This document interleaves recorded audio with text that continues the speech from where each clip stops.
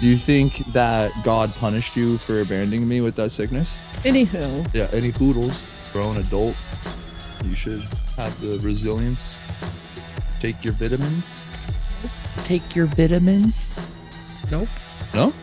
You want me to mentor you? Oh, Jesus. I thought my Nintendo was haunted. Dad goes, it's not haunted. Your mom's just a bitch. And I was like, oh. People are not going to remember what you said to them. They're going to remember how you made them feel. I must be a very vindictive person. Kind of thing. Like, no, I remember the apostrophe. I'm like a mix between a golden retriever and a clown. You know? What about the Neanderthal? But that's not my childhood. That's just boonga boonga me, baby. If you had a dick, you would use it. That's what I'm saying. Tiny. That's what I'm no, right now. Rock, paper, scissors me. Whoever wins is the new mentor. What is wrong with you? So much, and you got to fix it.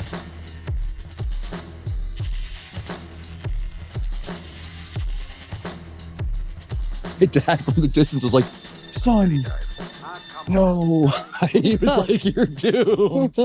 And I was like, what? Like before my mom was like, what did you say? Like I felt my dad's worry for me. I was like, you're just, I don't even know how I said it, but I just so needlessly and inappropriately, obviously, never appropriate to call your mom a fucking bimbo.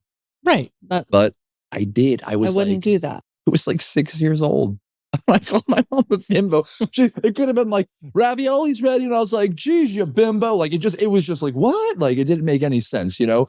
And I remember my dad just like, I felt my dad look at me and my dad was like, I had the look of like, it was like mortified and like, you're about to learn. And I was like, what? What happened? Oh, my mom was like, what did you say? Yeah. I remember running. I remember like locking the door before she could get in. And like, as she was like, gonna go get the key to unlock my door, I was like apologizing. I like, it's really things to like buy her time and cool her down. Didn't work. No. Didn't work. I got spanked for that one. And rightfully so. I don't believe in corporal punishment. You think it's like a myth? No, I just don't do it. Oh, you don't do it? No. Oh. It's a real thing. Yes, I know that corporal punishment is a real thing. I've never spanked any of my children and never raised a hand. It was interesting because when they were little, I could terrify them just by being like, you're going to get a timeout. And it wasn't even just that. It was that, don't make me count to 3. And I would start 1 and they would be terrified. That's horrible. Just 1 and then it would just be, I'll be gone. You know, it's just, but words were much more powerful with, you know, the kids. Like I could scare them, I think that way. And I don't want to scare them. That's actually. You should. There's things to fear in this world. You should teach them accordingly. Here's what I want for my children. And I would like them to know how to navigate the world. I want them to be able to go in the world and have a value system, be ethical, be respectful of people, be kind. And when you're little, you're kind of pushing all these little boundaries, like trying to fit it. How do I fit in? What do I say? What are the limits? How do I get liked? Maybe I don't want to be liked. You know, there's all these different things that happen to us that make us want to behave different ways, right? Mm-hmm. So with all of them, for me, the most important part was always like their heart. Who are they? You know, and I didn't want to squash that. With fear? With fear. Like I never wanted my kids to be afraid of me. Okay. Fair. But I do want them to respect me.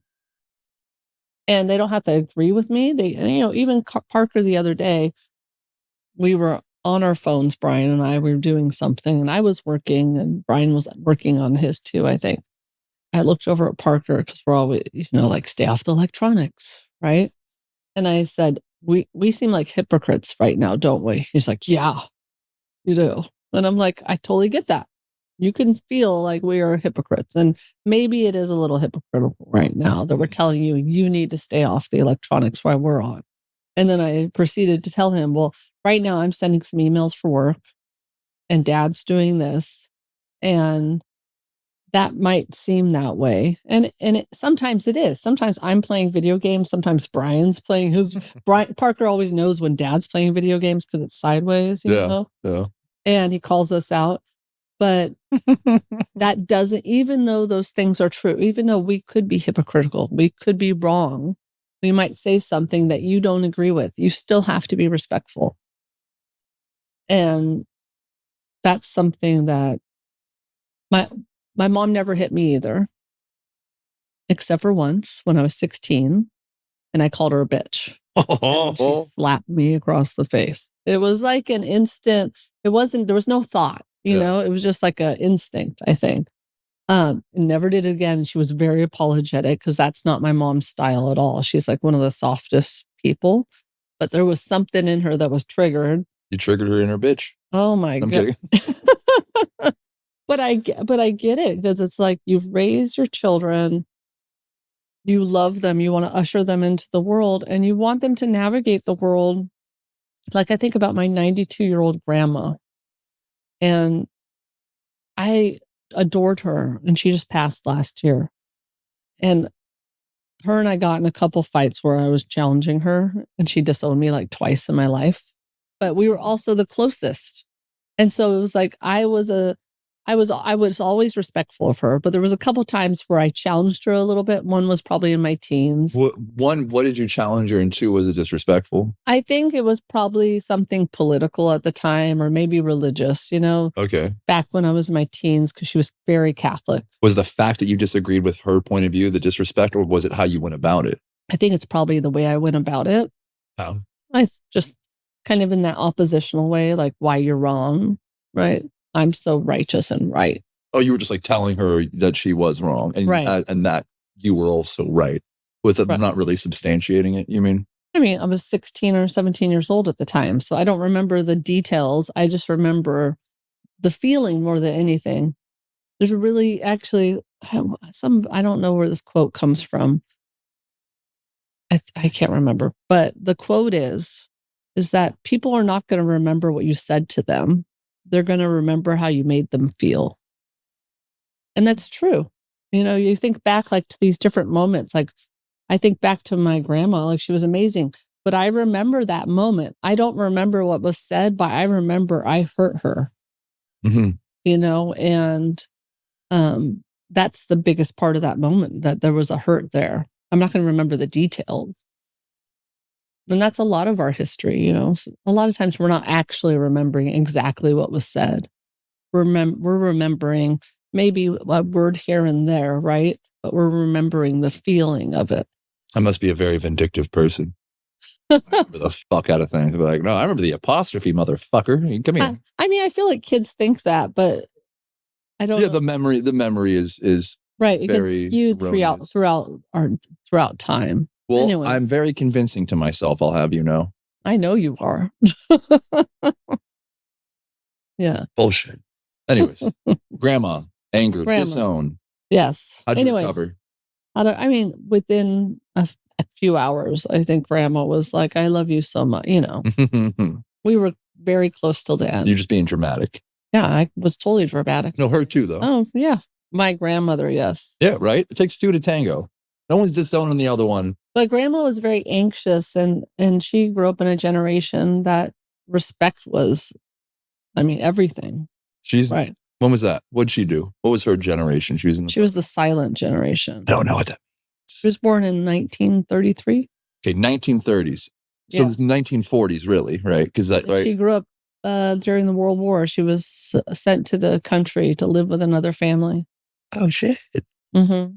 Yeah, that'll. Yeah, my grandma's also. So she was really, she hated being alone, and she get very anxious. So she always needed somebody in the house and somebody around. What'd she do for work?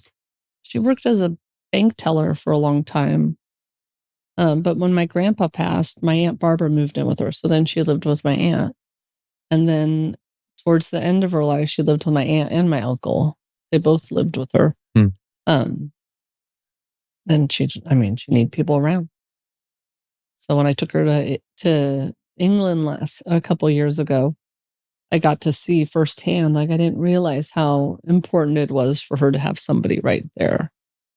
She didn't realize that she was anxious until she saw an Oprah episode about the book, What Happened to You. And then after years and years, my grandma was in her late 80s. She was like, I think I might have a little post-traumatic stress from the war. You're like, you think? You know? I like that. Self-awareness. Yeah, self-awareness. She became very self-aware, I think, as she got older, where she would have all these insights that I don't think she ever saw when she was young. But as she got closer to death, she talked about it a lot, like knowing that it was coming and that she felt like she lived her life to, That's pretty an cool. amazing life. Yeah. That's pretty fucking cool. Anyways, I digress. We went way off to the side there, but just saying that, for me, it's like I grew up very close to my grandma with my aunts and uncles and my mom, cousins, all of us. And we had a lot of mentorship and adults around and conversations, and respect was really important, but also not just respect for the adult, but respect for the kids, because my mom would never want to harm me, and I feel that way with my kids. It's like, why would you teach your kids, don't do that by doing something to them, like spanking them or hitting them? Don't hit. Here, I'm going to hit you. It's resolution thinking. Yeah. Yeah, you did bad, so bad things happen to you. And you're like, so there is a time to do bad things. No, that's bad. Yeah.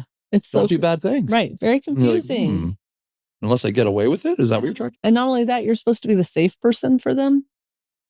Supposed to be. You're supposed to. So yeah. We definitely grew up in different times. There was no. I feel like yours was you grew up in a world of adults and mentors, and I feel like it was more like Lord of the Flies esque. Yeah, that's what you said a little bit about your upbringing. Why don't you tell us a little bit about your upbringing, Kylen? Let's make it PG for the time being. Parents divorced at a very early age. Thank fucking God. Oh my God. I thought my Nintendo was haunted. Seriously, they were so bad. I thought my fucking Nintendo I got on my birthday was haunted. And a week later, my dad's like, why aren't you playing with the Nintendo? And I go, it's haunted, Dad. And he goes, what?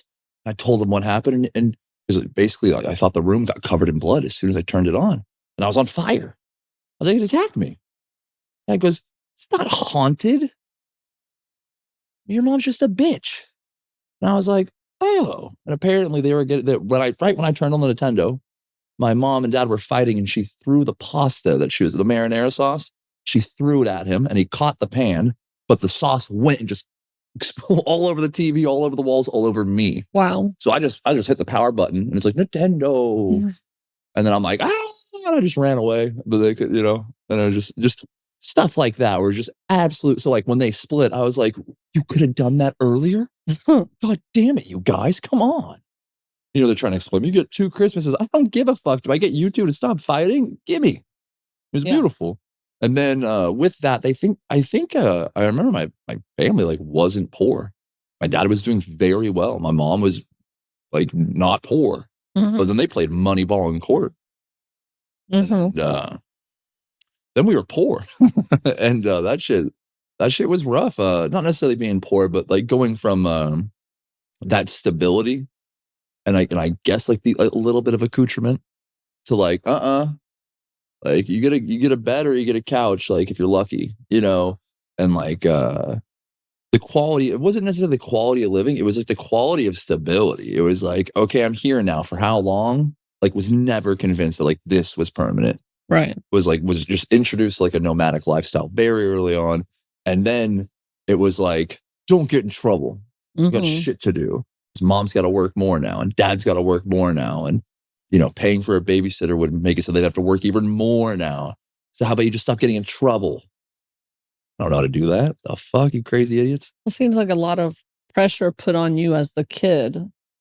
You're probably right, but I don't remember that. I don't remember feeling that. You know what I mean? Well, I'm just I think to having a conversation with one of my kids, and he's in high school, and this is more recently, but he was talking back to when he was in high school, and he was saying how that when that he felt really supported by me and that he thanked me for that. And what he was saying is that when I would get in trouble and do all these things that were kind of testing boundaries and experimenting, you would be like, what can I do to help?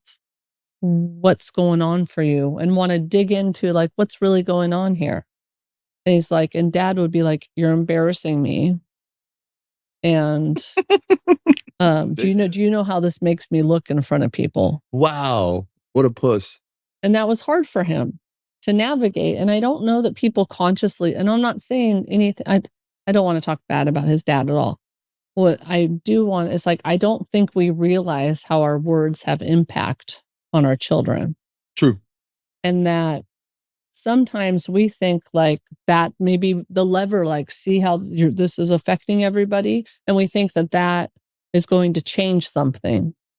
But really, what the lever is like, what is going on for you that you feel like you need to act out in that way? Like, what do you want? What are you wanting from that? Are you feeling anxious, depressed? Are you lonely? Are you trying to build community with friends? Are you just curious about things you want to try? Like, where is it coming from? And it turned out a lot of it was coming from a lot of like self-loathing and wanting to escape, right? And so it's not a personal attack on me. It's not a personal attack on Dad. It's him having to explore what's going on deeper for himself when he's actually examining it. You know, I think it's a cry for help. I'm sure it's curiosity and like exploration. No, it was absolutely a cry for help. But telling him, you know, saying like, look how you made me look, that's not going to fix it, right? No, that's going to make it worse. So it was more like, hey, let's get a therapist. Let's work through this shit. To be fair, they tried to get a therapist, but at that point, I had already gotten kicked out of so many schools. Right. And each school has the right to test your kid for like any mental disorder or whatever. Mm-hmm. That I had already been taken to get tested for like ADD like 3 different times. So this was like another person that was just like trying to find out what's wrong with me. And I remember the first 2, I was like, we really shouldn't do this, you guys. And they're like, we have to. And I'm like, I promise you, we're not going to do this for long. I'm going to go torture this lady right now. And they're like, no, you won't. And I was like, yes, I fucking will.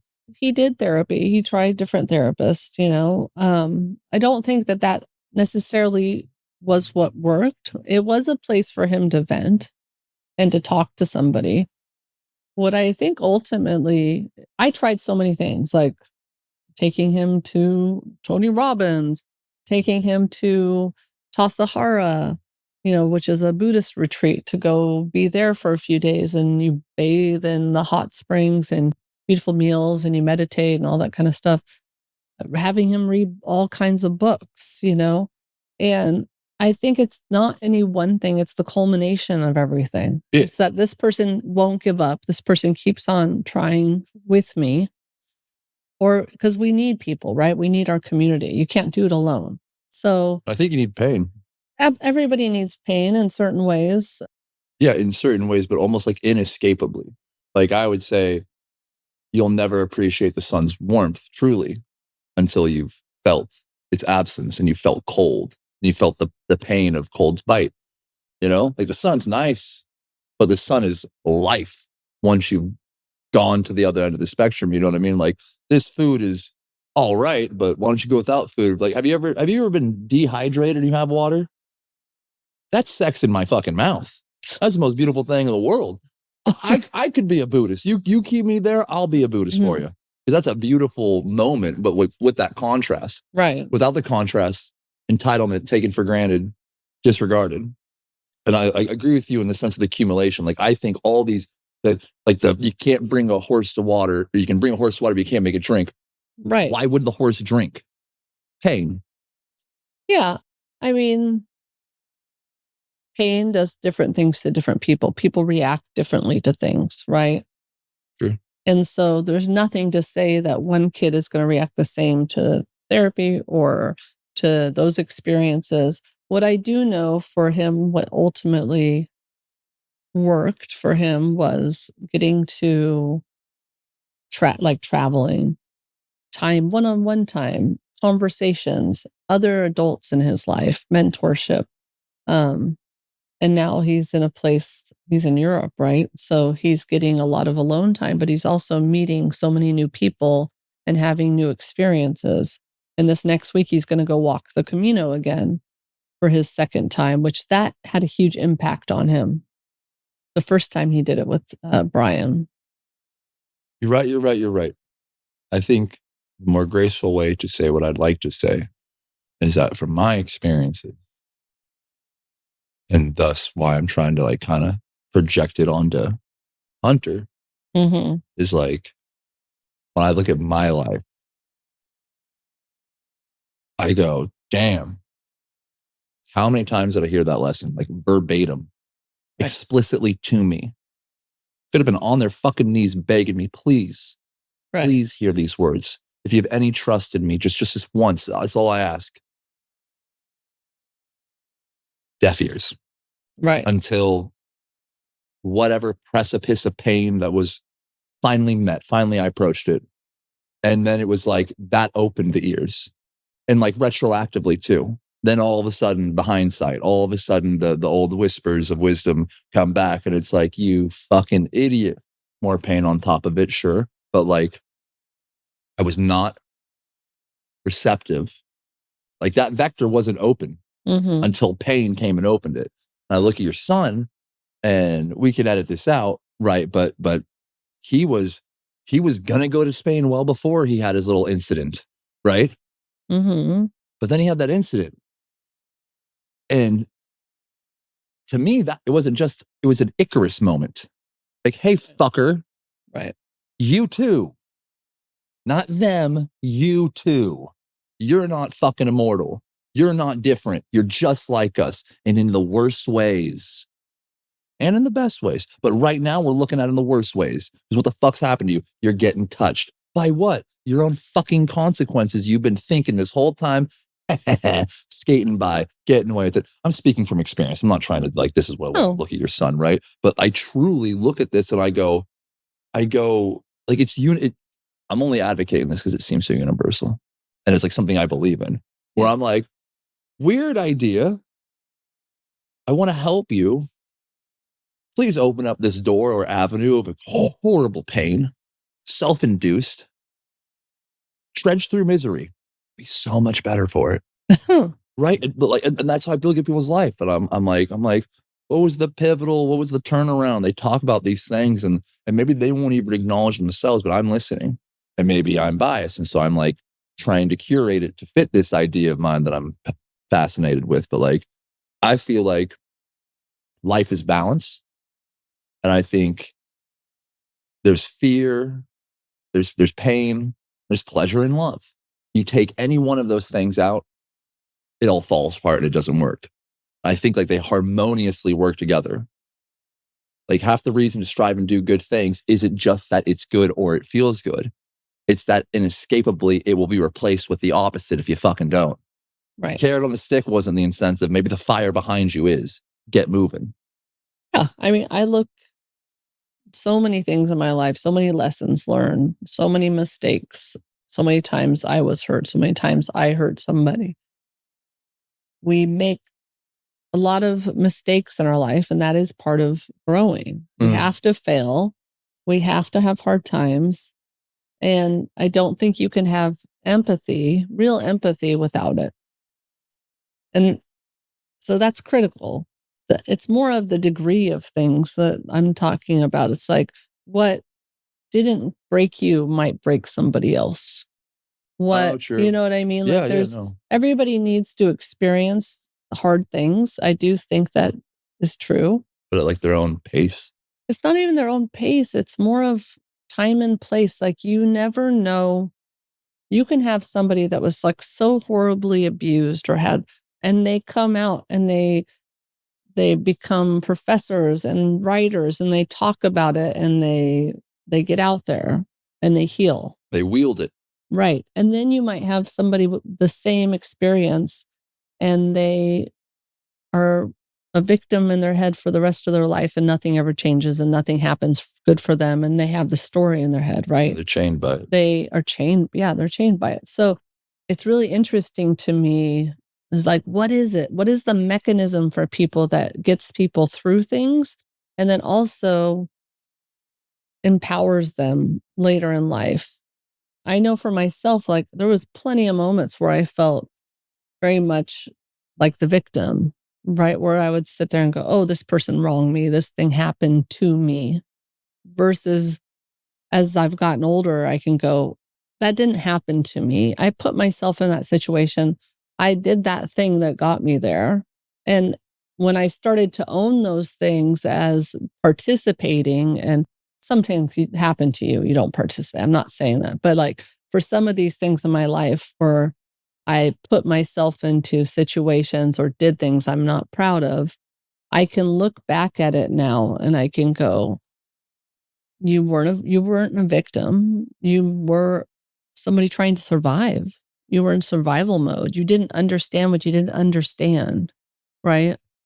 It's like that little lizard brain was working, not the critical thinking of like, how am I going to get out of this situation? How am I going to move forward in life?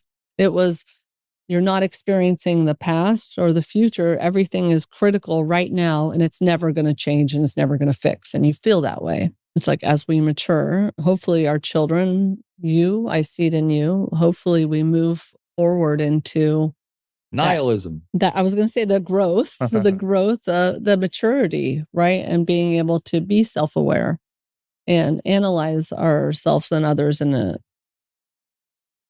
more empathetic way. Like I look back at young me and I go, you sweet thing. You just didn't know. Instead of going, you idiot, I can't believe you did that thing. For years I would do that. I'd go, I can't believe I said that. It makes me cringe inside to think of that thing I did or said. And now I just go, oh, you just didn't know. You were just a kid. Yeah, I don't think I've opened up that door of forgiveness yet for myself. Definitely just, what did I do? Yeah. But it's there. Yeah, you'll get some. But we also like went off track. So back to your childhood. I had one of those. You did. Bad one. But what do you think?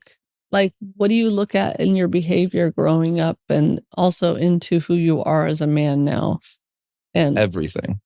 Like, what scares you as being like to be a partner and a dad because of your childhood? What do you see in yourself that maybe scares you a little bit? Nothing. No? You think that you're just going to hit it out? It doesn't scare me. I respect it. I understand. But I mean, like when if you become a dad, right? Like, yeah. I know that you had some hard things happen as a kid. Are you afraid at all that you might do those things, or do you know yourself that? That's why I'm not afraid. That's why you're not, because you know. No, but never. I would for sure kill myself. Yes. Before it even ever came to it.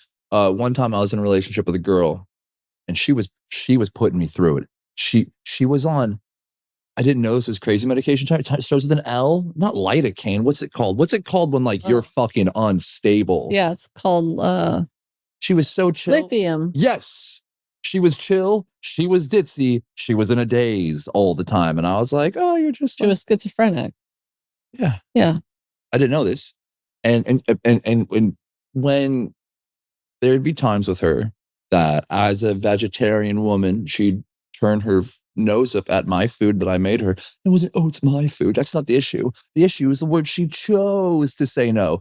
What's wrong with your vegetarian meal, you fucking vegetarian fucker? There's too many vegetables. I don't condone violence.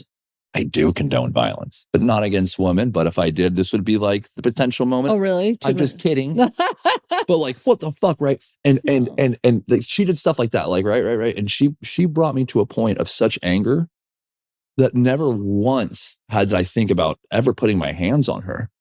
But for the first time in my life, someone brought me to the point of anger where I grabbed a book and I just threw it at the wall, at my door actually, and it went into the door. Right. And to me, that was like, motherfucker, that's a step in the direction we said we'd never go. She was using words. She's no physical threat. Neither was that door. What's going on here? You're succumbing.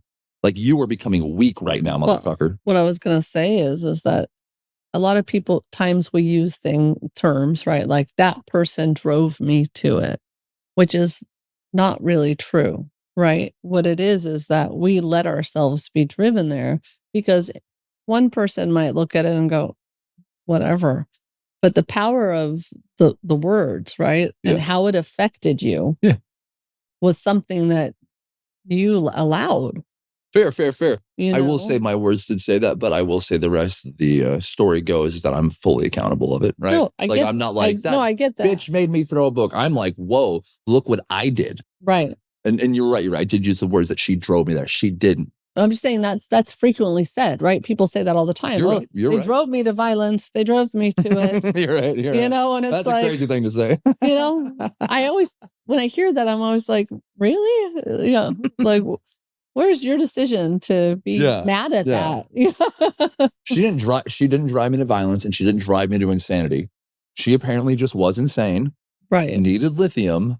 And this was my arrival of awareness to that moment. Well, it was your your reaction to it, right? And yeah, my gut reaction sucked. And I was not proud of that. I was actually horrified of that. And that's actually like, I basically ended the relationship right after that. And it wasn't because she drove me there. It was because I was mortified at what I had done with my behavior. And what you felt when you're near her. No. It was just the fact that I threw that book and what that represented to me. That was me crossing a line that should never be crossed. Like, yeah, sure. Like hitting a woman is like leagues away, but like, that's the door you have to fucking open before you get there. Right. And I was like, I'm never going to, I didn't say I'll never hit him, but I'd get close. I'd make him think I was going to, like, no. I was like, I'll never be anything like that. Yeah. And I fucking meant it. And I was something like that in that moment. And that's why I didn't break up with her because she sucked or she was on lithium or she was crazy. Mm-hmm. I broke up with her because I didn't want to be someone that was with anyone if that's who I am. Yeah. Right. And so I backed the fuck out of that. Right. Yeah. Back to the crazy childhood. And what I see in me, I'm very loud. I'm very flamboyant. I'm gesticular. I'm attention seeking. Believe it or not, I'm charismatic. I'm witty. I'm humorous. Or so I claim. And everything that I claimed, I do believe, completely derived of the lonely, scared, insecure little boy that I was and most likely still am. Like all these attractive features that I just tried to mention are tools at my disposal to not be alone. Hey, I'm attractive. Keep me. I don't want to be alone. Help. I'm afraid. Give me comfort. Hang out with me. Don't let me be alone. I don't want to go home. Please let me hang out longer. I just don't want to go home. Mm-hmm. Can I sleep over? I'm a lot of fun. I'm really funny. You'll have a great time. Please don't let me go home. Right? And then here we are as this fucking Peter Pan, surprise, Peter Pan complex man-child. And I'm over here like, what do I have to offer? I have the same thing to offer you that I had when I was 11, just with more articulation, a little bit more complexity, the same like low resolution. I'm like a mix between a fucking golden retriever and a fucking clown. All right? Like, the utility is there. Oh, geez. Right? And that's what I see. You know, people are like, oh, I can gleam at your more shiny and positive aspects. And it's like, that's very nice. I can also do the same for you. But by and large, what is the sum? What is the totality of it? And like, what's the totality of me? Fucking clown. You know, a kind clown, a very considerate clown, a loyal clown. So I mentioned golden retriever. And that's why I also mentioned clown. Because I'm just loud and obnoxious and a little bit of theatrics, you know. What about the Neanderthal? Yeah, but that's not my childhood. That's just fucking oonga boonga me, baby. You know, that's just like, I'm 6'6". I'm telling you, if you had tools at your disposal, you'd use them. Can you? You can, but you never would because you're a feminine lady. I'm not feminine. But I am a lady. You are a lady. And you have a culture. I mean, I am feminine. It's just more of like, I wouldn't say in the way that. If you had a dick, you would use it. That's what I'm saying. Tiny. That's what I'm saying. Small or big, you make it look as big as you can. You fucking take all the credit you can too. All right. Look, we're getting distracted, but I'll always get distracted being a Neanderthal and a barbarian. It is so much fucking fun to just be big, not even be big, but to do things physically. Like it's another, like a whole another venue of bullshit, you know? Like I could sit here and quietly and meticulously complain about something, or I could go break it physically with my hands. I go make a scene. I'm making a scene right now. Look at me. If I was tiny, I couldn't do that. Oh, Jesus. Oh, it'd be squeaky. I'd be like, look at me. And yeah, you see, you laughed at that one. You didn't laugh at the other one. That's big man. You're such. I don't even know what you are. I told you, clown dog clown. Golden retriever clown. Clown dog. Wow. Just wow. That's all I have to say. Thank you. That's all I ever wanted. You know. Was it so hard? Reminds me of, we were in Los Angeles last week, and we went to the comedy club 2 nights in the Comedy Store. And there was some like great comedians. And then there was like, you talk about low resolution. There was some comedians where all they talk about is like sex and butt stuff, sex. Yeah. And it was so misogynistic and weird. I just could not wrap my head around why it was funny. Like there was David Spade, and he was there. He was there, and he had he was funny. He was totally funny. I really enjoyed him. And I'm like, am I old, or am I, or is it just like this person is picking things just like the caca pee joke, like it's just all of that. To me, there was no substance. There wasn't though. And like this one woman, she kept on talking really bad about herself. And I don't know. I just couldn't wrap my head around why they. Yeah, she's going full Amy Palmer. And then the guy, was like, and then I banged her. And I'm like, wow, And then I think to myself, I have this tattoo, my cake or death tattoo. Oh, she used to be in a gang when she was younger. Georgia and I, my best friend, we have that. And it's this comedian from England. His name's Eddie Izzard. Eddie Izzard? Eddie Izzard. That's a sick name. Is he good? Oh, he's hilarious. Oh, good. With a name like that, you better be. And his whole thing is about the Church of England.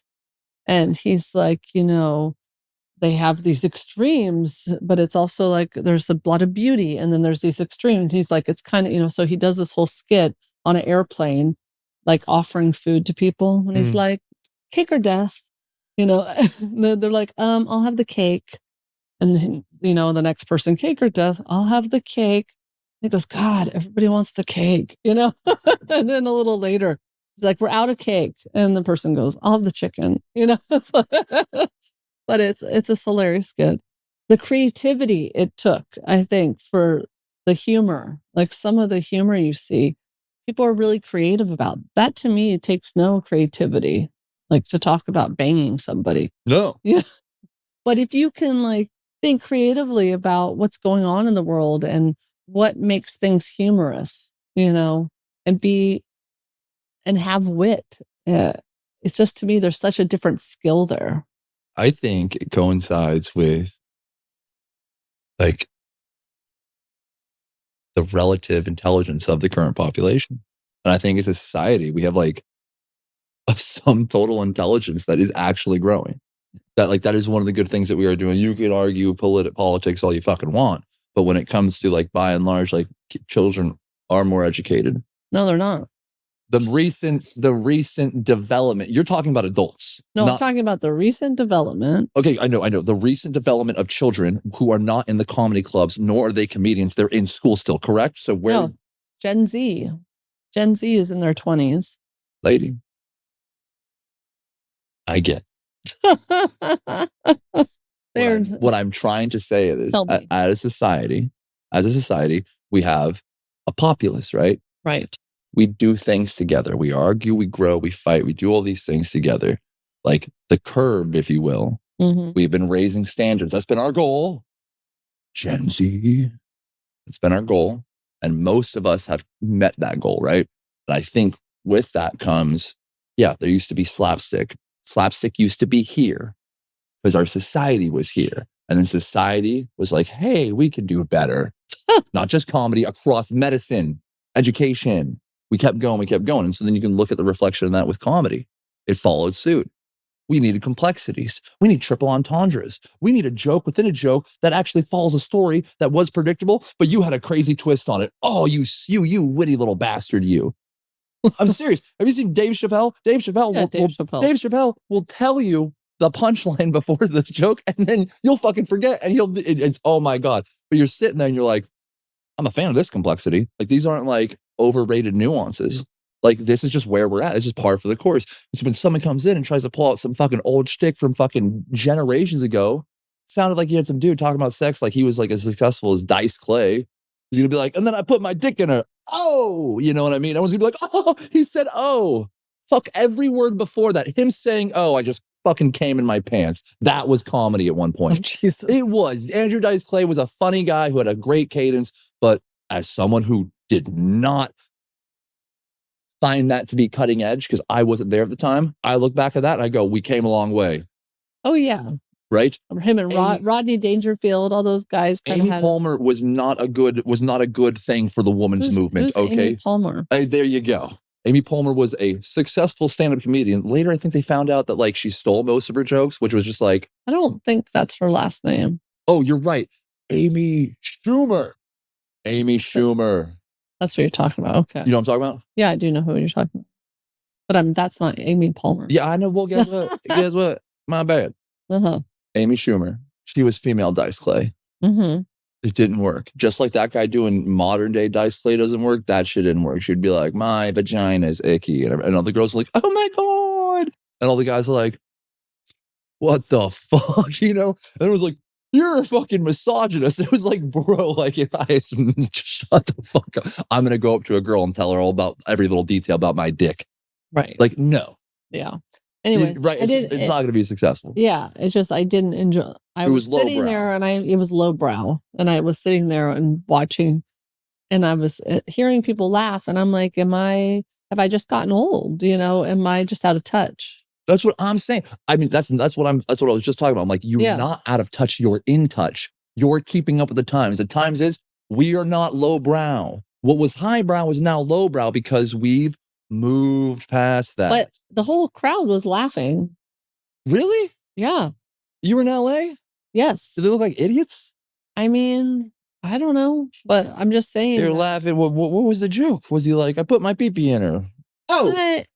I mean, I can't honestly, I can't even remember. It's just like I heard banging her a few times, and I don't know. It just, for me, didn't do it. Was the joke just being gross, or was there actually some witty, like... It didn't feel very witty. It just felt like, you know, I'm so hot and sexy, and I don't remember women's names, but I can pretty much bang everybody. Was it awkward? Was it like awkwardly true self-deprecating humor that he's like, I'm a douchebag. It's the truth, though. I'm at least I'm not lying to you. Like, was it something like that? I mean, like I said, it was not memorable.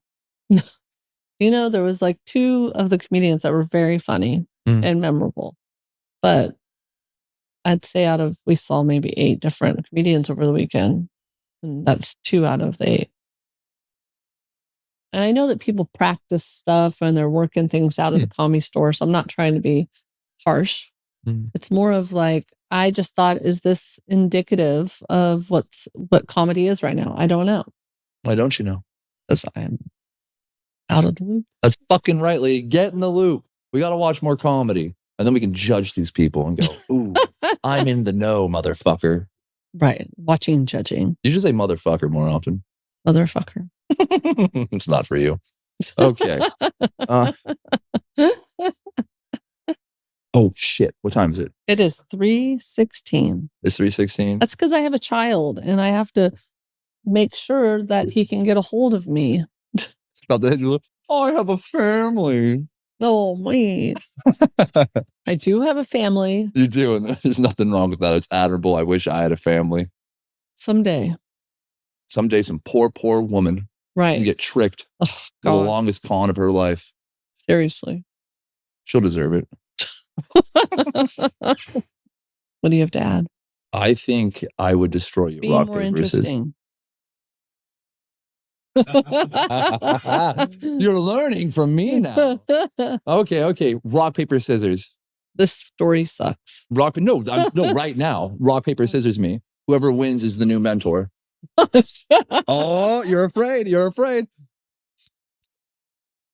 His name is me. That's 1 out of 3. And that's all you need when you're me, baby. Oh. All right, no, we got to go. I say so. I'm the mentor now. Okay. You'll learn. Yeah. Please let me keep my job.